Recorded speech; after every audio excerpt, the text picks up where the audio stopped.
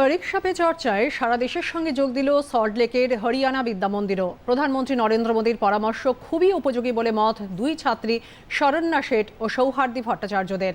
সাধুবাদ জানালেন অধ্যক্ষা সংঘমিত্রা বন্দ্যোপাধ্যায়।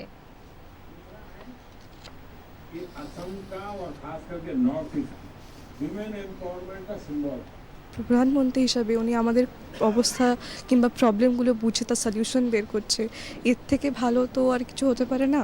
এতটা এনকারেজ করছে আমাদের ফর দি স্ট্রেস এক্সামের জন্য যেটা আমরা পাচ্ছি, যেটা হয়তো আমাদের প্যারেন্টসরাও অনুভব করতে পারছেন আমাদের টাইম ম্যানেজমেন্টের জন্য। যতটা হেল্প করতে পারছেন ততটা করছেন, অ্যান্ড ওনার জন্য আমি খুব থ্যাঙ্কফুল টু হিম। একসাথে প্রেজেন্ট করে একটা গ্রুপে যখন আমরা ডিসকাস করি, হ্যাঁ আমাদের এই প্রবলেম হচ্ছে, আমরা এই সলিউশনটা একসাথে বার করতে পারি সবাই মিলে ডিসকাস করে, এটা খুবই ভালো এনকারেজমেন্ট সব স্টুডেন্টসদের জন্য।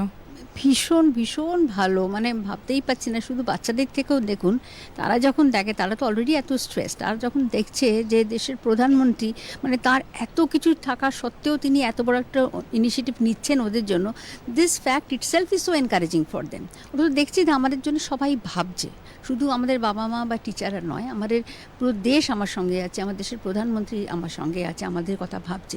এটা itself is so big relief for them, very encouraging and very motivating for them. এটাই তো একটা বিরাট বড় কথা, না?